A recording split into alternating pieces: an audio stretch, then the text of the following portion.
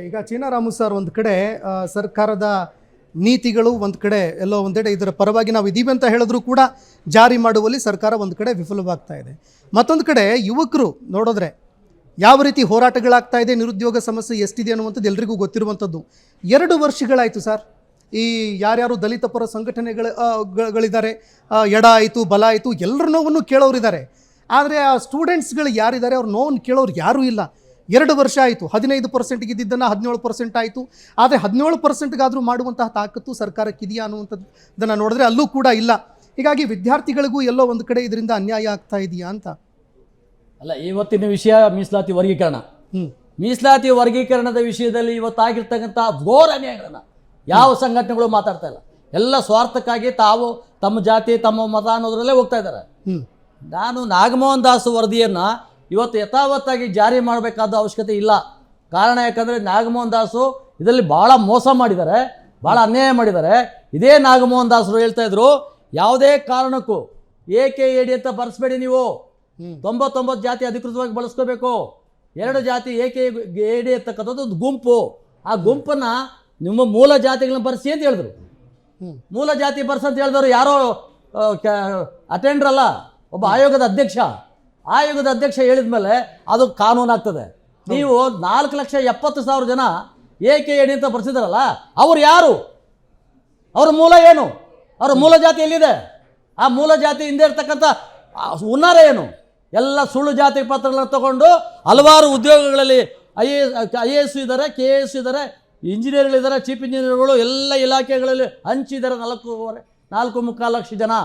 ಈ 4.25 ಲಕ್ಷ ಜನ ಯಾರು ಅಂತ ಪತ್ತೆ ಆಗಬೇಕು.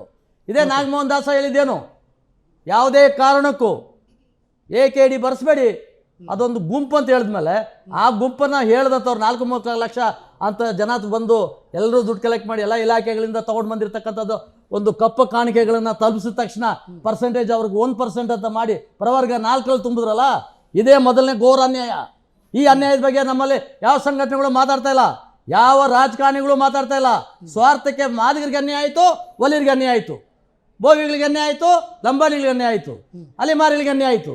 ಈ ಕೂಗೆ ವಿನ ಬೇರೆ ಏನಿಲ್ಲ. ನಾನು ಒಂದು ಫಲವತ್ತಾದ 2 ವಿಷಯಗಳನ್ನ ಮಾತಾಡ್ತೀನಿ. ಆಮೇಲೆ ಭಾಸ್ಕರ್ ಪ್ರಸಾದರು ತುಂಬ ಹೋರಾಟಗಳು ಮಾಡಿದ್ದಾರೆ. ಅವ್ರು ಸಾಕಷ್ಟು ಬೀದಿ ಹೋರಾಟಗಳು ಪ್ರಾರಂಭಗಳೆಲ್ಲ ಆಗಿದೆ. ನಾನು ಅವ್ರು ಮಾತಾಡೋಕ್ಕೆ ಬಿಟ್ಬಿಡ್ತೀನಿ, ಪೂರ್ತಿ ಅವರಿಗೆ ಬಿಟ್ಬಿಡ್ತೀನಿ.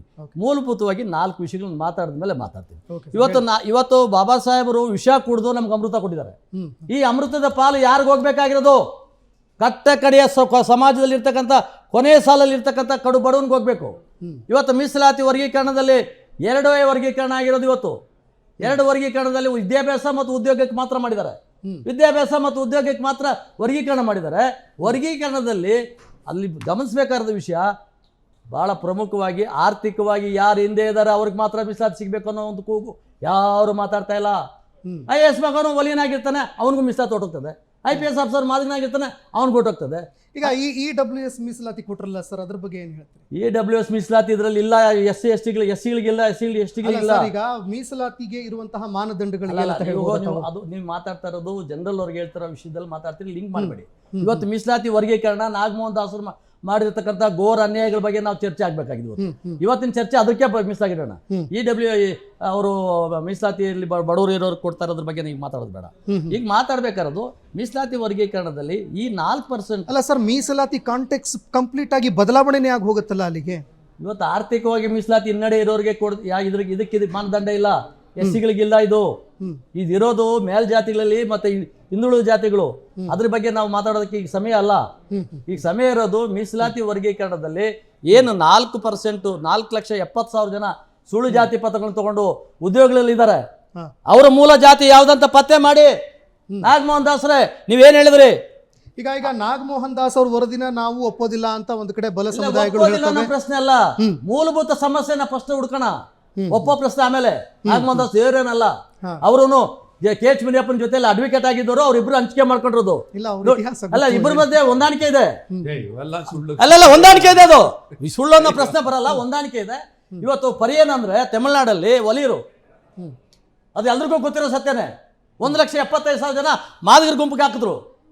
ಹೆಂಗೆ ಹಾಕಿದ್ರು? ಪರಿಯೇನಂದ್ರೆ ಯಾರು? ಒಲಿಯರು. ಆ ವಲಯನ ಯಾಕೆ ನೀವು ಮಾದಿಗರ ಜೊತೆಗೆ ಸೇರಿಸಿದ್ರೆ 6% ಮಾಡ್ಕೊಳ್ಳೋಕ್ಕೆ ಎಷ್ಟು ಕೊಟ್ರಿ ನೀವು? ಏನೇನಾಗಿದೆ? ಎಲ್ಲ ಇತಿಹಾಸ ಎಲ್ರಿಗೂ ಗೊತ್ತಿರೋದೆ. ಈಗ ತಮಿಳ್ನಾಡಲ್ಲಿ ಕೇಳೋಣ, ಅಲ್ಲಿ ಅರುಂಧತಿ ಅಂದರೆ ಮಾದಿಗರು. ಅರುಂಧತಿ ಬಗ್ಗೆ ನಾ ಮಾತಾಡಲ್ಲ. ಅರುಂಧತಿ ಇದ್ರೆ ಮಾದಿಗರ ಗುಂಪಲ್ಲಿ ಹಾಕ್ಲಿ, ಒಲಿಯರ್ ಗುಂಪಲ್ಲಿ ಹಾಕ್ಬೇಕಾಗಿರೋದು ಪರಿಯನ್ನ ಒಲಿಯರ್ ಗುಂಪಿಗೆ ಹಾಕ್ಬೇಕಾಗಿತ್ತು, ಇಲ್ಲ ಹಾಕ್ಲಿಲ್ಲ. ನಾನು ಅದ್ರ ವಿಷಯ ಚರ್ಚೆ ಮಾಡಲ್ಲ. ಈಗ 4% ಇರತಕ್ಕಂಥದ್ದನ್ನ 5% ಒಲಿಯರಿಗೆ 10% ಮಾದಿಗರಿಗೆ ಅನ್ನೋ ಸಬ್ಜೆಕ್ಟ್ ಬಂದಾಗ ಇಡೀ ಒಲಿಯರು ರಾಜ್ಯಾದ್ಯಂತ ದೊಡ್ಡ ಹೋರಾಟ, ಟೋಕನ್ ಹೋರಾಟಗಳು ನಡೆದವು. ರಾಜ್ಯದ ಎಲ್ಲ ಮೂಲೆ ಮೂಲೆ ತಾಲೂಕುಗಳಲ್ಲಿ ಹೋರಾಟಗಳು ಮಾಡಿಬಿಟ್ರು. ಕೊನೆಗೆ ಸಿದ್ದರಾಮಯ್ಯ ಕರೆದ ನಮ್ಮ ಮಾದೇವಪ್ಪನವ್ರೇ, ಸರ್ಕಾರಕ್ಕೆ ಏನೋ ಡ್ಯಾಮೇಜ್ ಆಗಂಗಿದೆ, ಏನು ಮಾಡ್ಬೇಕು ಹೇಳಿ, ಆ 1% ಇದಾರಲ್ಲ ಏಕೆ ಹೇಳಿ, ಅವ್ರನ್ನ ಒಲಿಯರ್ ಜೊತೆಗೆ ಹಾಕ್ಬಿಡೋಣ, 6 ಈಕ್ವಲ್ಲು. ಅರೆ ಸಿದ್ದರಾಮಯ್ಯನವರೇ, ಒಲಿಯರ್ ಜೊತೆಗೆ ಯಾಕೆ ಹಾಕ್ತೀರಾ ನೀವು?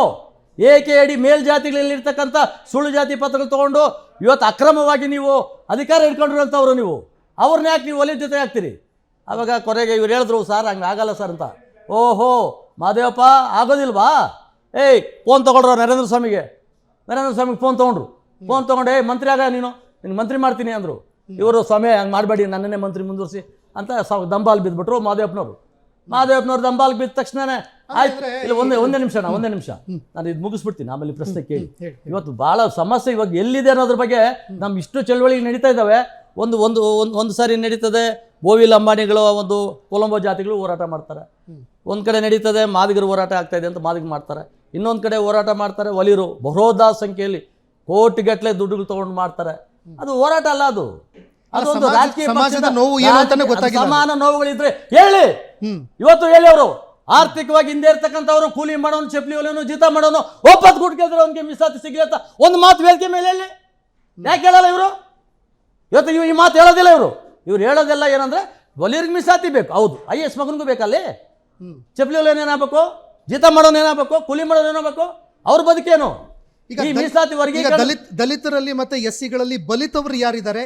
ಬಲಿತವರು ಆರ್ಥಿಕವಾಗಿ ಸುಪ್ರೀಂ ಕೋರ್ಟ್ ಜಡ್ಜಿ ಹೇಳಿದ್ದು ಅದನ್ನೇ ಗವಾಯಿ ಅವರು. ಅದ್ರ ಯೋಚನೆ ಮಾಡ್ತಾ ಇಲ್ಲ ಇವರು. ಇವಾಗ IAS ಮಗ IAS ಆಗೋದಾದ್ರೆ ಬಡವನ ಮಗ ಬಡವನಾಗಿರ್ಬೇಕಾ? ನಾನು ಹೋರಾಟಕ್ಕೆ ಬಂದವರಲ್ಲ, ಏನೋ 500, 300, 500 ಕೊಟ್ಟು ಈಸ್ಕೊಂಡು ಬಂದಿರೋರೆ. ಹೋರಾಟಕ್ಕೆ ನ್ಯಾಯವಾಗಿ ಯಾರು ಬಂದವರಲ್ಲ, ಅವರಲ್ಲ ಸ್ವಾಭಿಮಾನ್ಯತೆ ಸ್ವಲ್ಪ ಜನ ಬಂದವ್ರೆ. ಇನ್ನೆಲ್ಲ ದುಡ್ಡು ಇಸ್ಕೊಂಡು ಬಂದವ್ರೆ.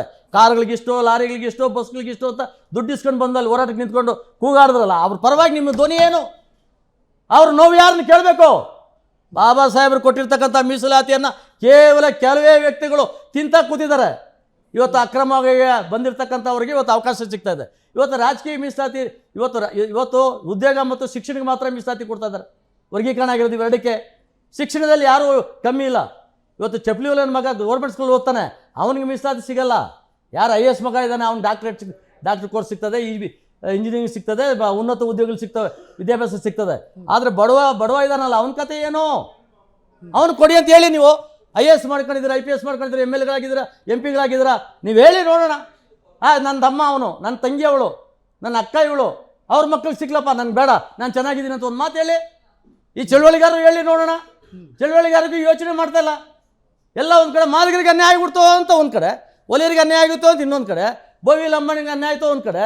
ಪಾಪ ಅವರು ಅಮಾಯಕರು, ಇವರು ನಮ್ಮ ಅಲೆಮಾರಿಗಳು, ಅವನ್ನ ತಗೊಂಡೋಗಿ ಇಟ್ಟು ನೀವು ಕೊಲಂಬೋ ಜಾತಿಗಳು ಸೇರಿಸ್ಬಿಟ್ಟಿದ್ದೀರಿ. ಅವ್ರು ಯಾವತ್ತು ಒಂದಾದ್ರೂ ಒಂದು MLA ಆಗೋಕ್ಕಾಗುತ್ತಾ? ಒಂದೇ ಒಂದು ಸಾರಿಗೆ ಅವ್ರಿಗೆ ಕಾರ್ಪೊರೇಷನ್ ಮೆಂಬರ್ ಆಗಕ್ಕೆ ಸಾಧ್ಯ ಆಗುತ್ತಾ? ಗ್ರಾಮ ಪಂಚಾಯತಿ ಮೆಂಬರ್ ಆಗಕ್ಕೆ ಸಾಧ್ಯ ಆಗುತ್ತಾ? ಇವತ್ತು ಈ ಅನ್ಯಾಯಗಳ ಬಗ್ಗೆ ಚರ್ಚೆ ಆಗಬೇಕು.